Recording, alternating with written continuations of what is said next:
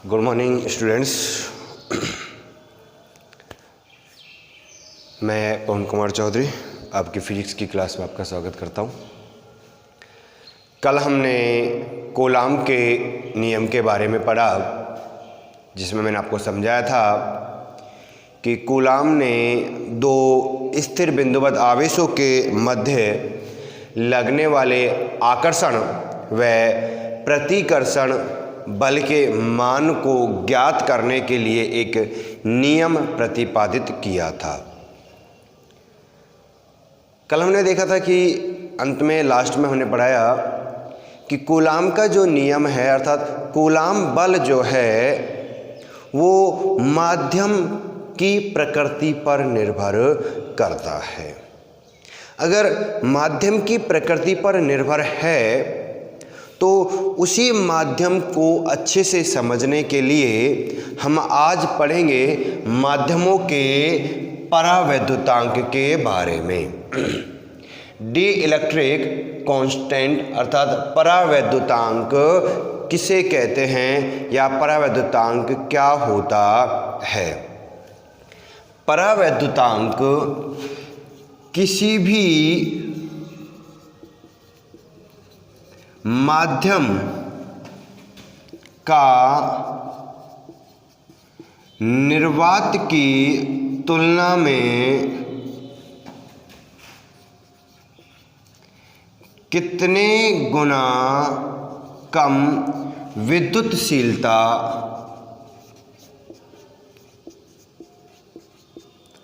होगी, अर्थात निर्वात की तुलना में किसी भी माध्यम की विद्युतशीलता कितने गुना कम है, यही उस माध्यम का परावैद्युतांक कहलाता है। या हम लिख सकते हैं कि किसी माध्यम की विद्युतशीलता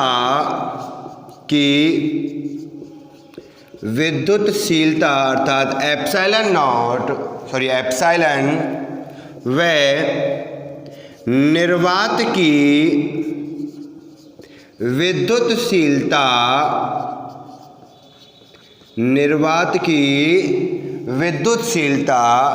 एप्सिलॉन नॉट के अनुपात को माध्यम का परावैद्युतांक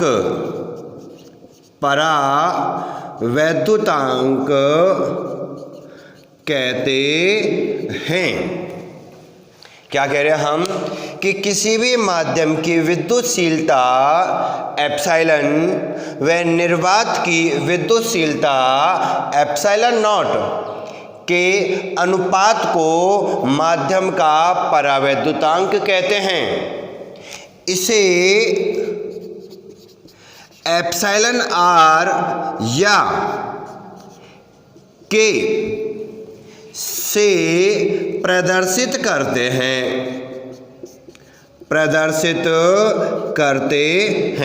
अर्थात किसी भी माध्यम के परावैद्युतांक को या तो एप्सिलॉन आर से या के से प्रदर्शित किया जाता है। अर्थात हम लिख सकते हैं कि एप्सिलॉन आर बराबर epsilon upon epsilon not.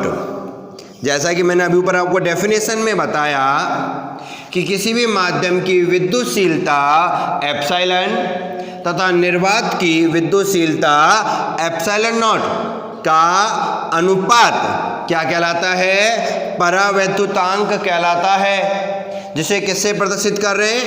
Epsilon R से प्रदर्शित करते हैं। इसे हमने कह दिया इक्वेशन नंबर फर्स्ट। क्योंकि हम जानते हैं कि F अपॉन एफ एम निर्वात में कूलाम बल तथा माध्यम में कूलाम बल का अनुपात बराबर होता है एप्सिलॉन अपॉन एप्सिलॉन नॉट माध्यम की विद्युतशीलता व निर्वात की विद्युतशीलता के अनुपात के। ये बात हमने कल की वीडियो में कल आपको समझाया था कि निर्वात में और माध्यम में कूलाम बल में जो संबंध हमने ज्ञात किया था वहां आपने आपको बताया है कि F अपॉन एफ एम बराबर होगा एप्सिलॉन अपॉन एप्सिलॉन नॉट के। अगर समीकरण 1 से देखा जाए तो समीकरण 1 से क्या मान हमें प्राप्त होगा? F अपॉन एफ एम बराबर एप्सिलॉन अपॉन एप्सिलॉन नॉट को क्या लिख सकते हैं हम? एप्सिलॉन आर या के लिखा जा सकता है। अर्थात निर्वात में कूलाम बल व माध्यम में कूलाम बल का अनुपात एक कांस्टेंट होता है, एक नियतांक होता है। ये बात हम यहां लिख सकते हैं। अर्थात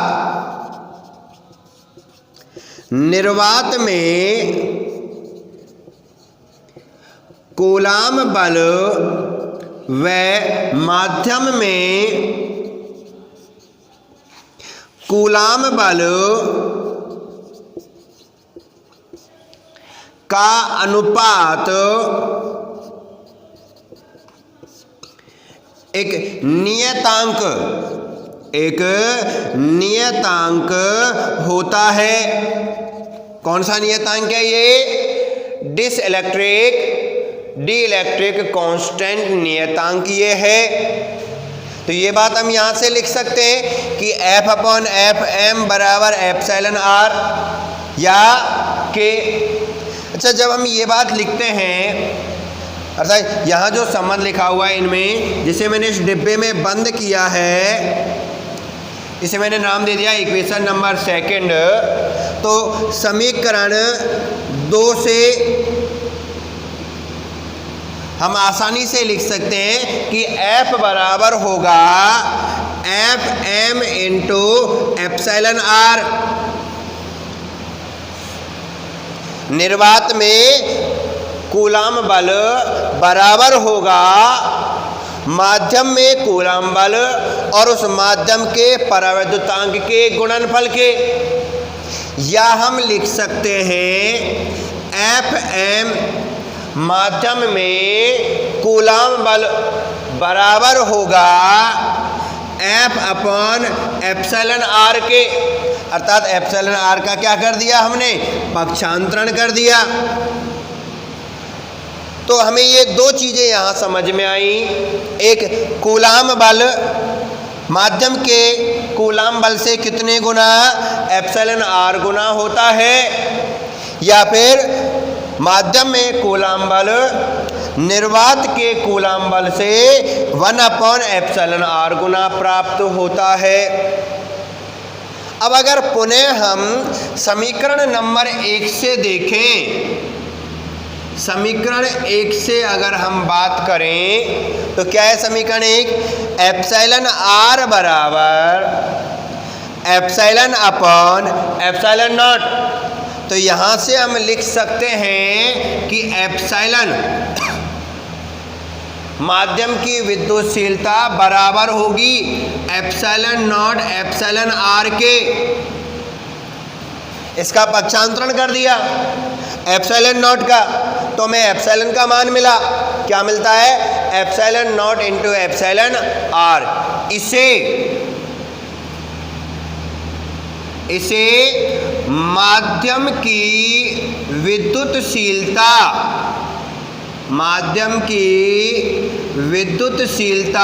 व निर्वात की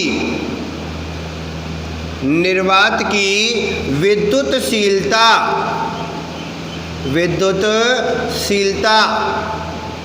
में संबंध कहते हैं। किस किस में? माध्यम की विद्युतशीलता और निर्वात की विद्युतशीलता में ये संबंध हमें प्राप्त होगा। कौन सा?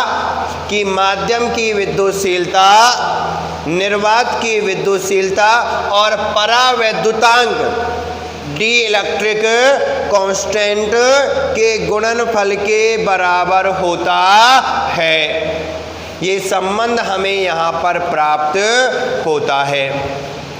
क्योंकि परावैद्युतांक एक भौतिक राशि है, तो इसके अगर मात्रक के और विमा के बारे में अगर हम बात करें तो हम आपको बता देते हैं कि परावैद्युतांक एक मात्रकहीन, कैसी? मात्रकहीन व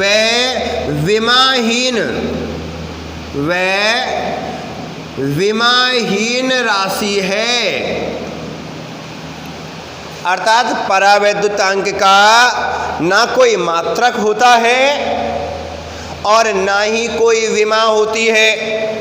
अब क्यों नहीं होती उसका रीजन जाने तो हमने लिखा है एप्सिलॉन आर बराबर एप्सिलॉन नॉट बटे एप्सिलॉन अपॉन एप्सिलॉन नॉट।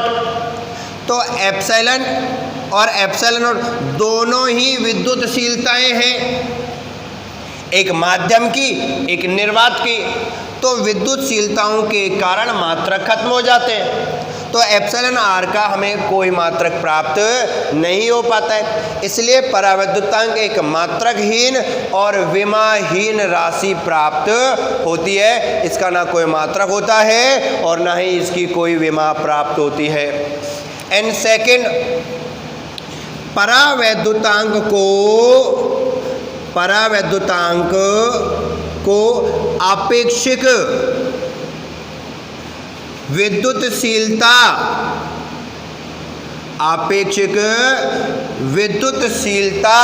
भी कहते हैं।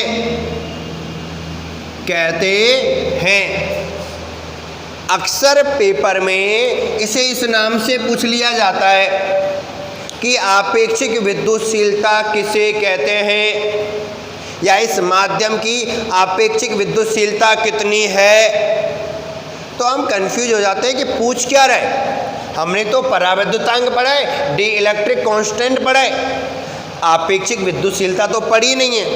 तो आपको बता देते हैं कि परावैद्युतांक को ही आपेक्षिक विद्युतशीलता कहते हैं। अर्थात इसे किसे एप्सिलॉन आर या के से ही प्रदर्शित किया जाता है। एंड लास्ट हम बात करें और कि परावैद्युतांक एप्सिलॉन आर का मान अलग अलग माध्यमों के लिए अलग अलग होता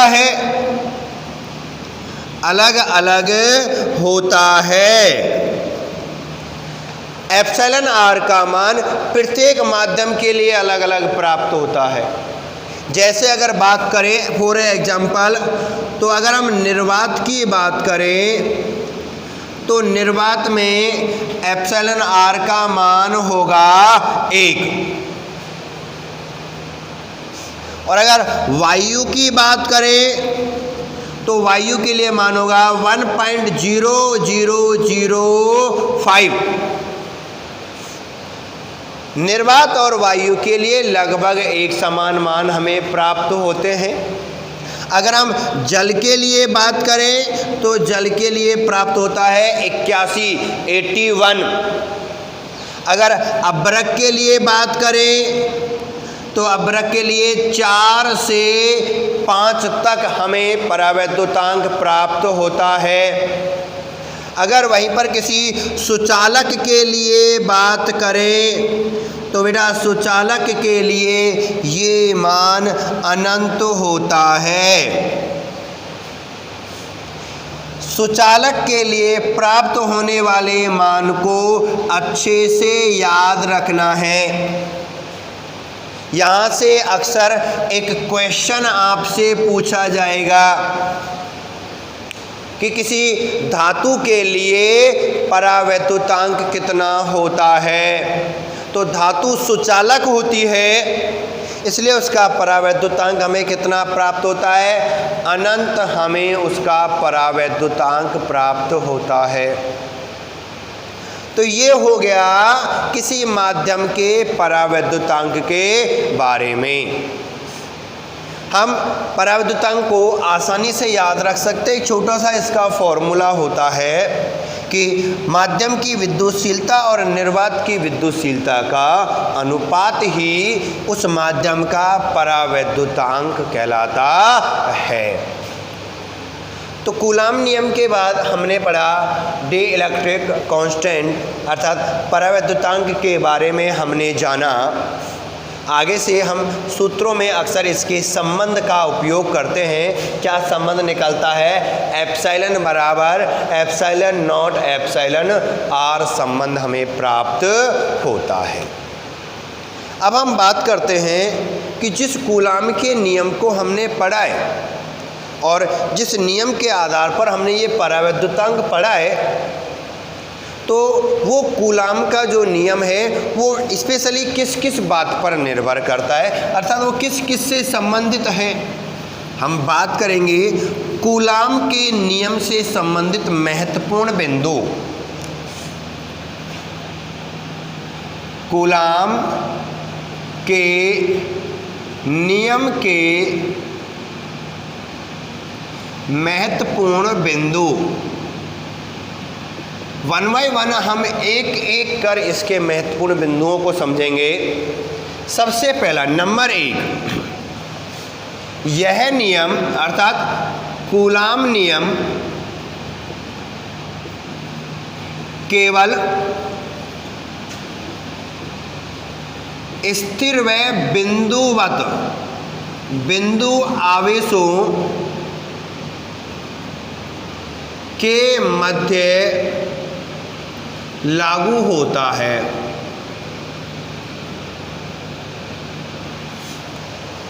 क्या है पहला बिंदु हमारे पास कि कूलाम नियम केवल स्थिर और बिंदुवत आवेशों के मध्य ही लागू होता है। हमने कल भी ये बताया है, कूलाम के नियम में भी ये लिखा है कि ये दो बिंदुवत आवेशों के मध्य लगने वाले बल का मान ज्ञात कराता है। याद रहे, आवेश स्थिर रहने चाहिए। गतिशील होने पर दो प्रकार के विद्युत क्षेत्र उत्पन्न हो जाते हैं, दो प्रकार के क्षेत्र उत्पन्न होते हैं। एक विद्युत क्षेत्र और दूसरा उत्पन्न होता है चुंबकीय क्षेत्र। इसलिए कूलाम का नियम केवल स्थिर आवेशों के मध्य ही लागू होगा, गतिशील आवेशों के मध्य ये नियम लागू नहीं होता है। नंबर 2, यह केंद्रीय प्रवृत्ति का बल है। कल मैंने आपको बताया था कि यहाँ जो बल लगता है वो दो आवेशों को मिलाने वाली रेखा के अनुदिश लगता है।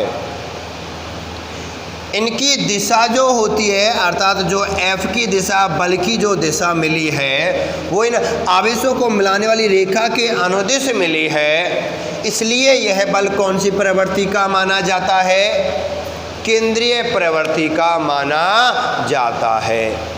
नंबर 3, यह संरक्षी बल है। संरक्षी और असंरक्षी के बारे में हम किसमें 11वीं क्लास में पढ़ के आए हैं कि संरक्षी बल किसे कहते हैं और असंरक्षी बल किसे कहा जाता है। तो उसी के आधार पर अगर हम बात करें तो जो कूलाम नियम है, कूलाम बल जो है वो संरक्षी बल है, अर्थात ये पथ पर निर्भर है। उसी वजह से इसे क्या कहा जाता है, संरक्षी बल कहा जाता है। नंबर 4, यह 10 की पावर -15 मीटर या इससे कम दूरी पर लागू नहीं होता है। अगर दो आवेशों के मध्य की ये जो डिस्टेंस हम देखते हैं, r के मान को हम जो देखते हैं, ये मान 10 की पावर -15 मीटर से अधिक होना चाहिए। 10 की पावर -15 मीटर या इससे कम पर ये नियम लागू नहीं होगा। जब ये बात हम बोल रहे हैं तो दिमाग में आएगा क्यों नहीं लागू होता, क्या कारण है? तो हम आपको बता देते हैं कि 10 की पावर -15 मीटर पर नाभिकीय बल लगता है। कौन सा बल? नाभिकीय बल लगता है, जो कि क्या है? एक परमाणु के अंदर उसके नाभिक की त्रिज्या है। तो नाभिकीय बल इस कम दूरी पर 10 की पावर -15 मीटर पर लागू होने के कारण कूलाम बल वहां लागू नहीं हो सकता है। ये रीजन है किसका? इससे कम दूरी पर कूलाम बल के लागू नहीं होने का। एंड 5वां नंबर अगर हम देखें तो बेटा आपको बता देते हैं कि दो आवेशों के मध्य ये मान ज्ञात किया जाता है, इनके मध्य यह लागू होता है। अगर तीसरा आवेश यहाँ उपस्थित है या चौथा आवेश यहाँ उपस्थित है तो इन आवेशों की उपस्थिति का इन दोनों आवेशों के मध्य लगने वाले कूलाम बल पर कोई प्रभाव नहीं पड़ेगा।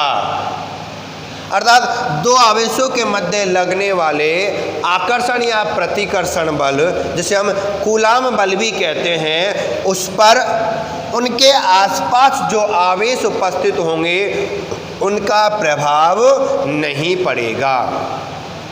अगर यहाँ 2, 4, 6, 8, 10 कितने भी आवेश रख दीजिए, उन आवेशों का इनके मध्य लगने वाले बल पर प्रभाव नहीं पड़ता है।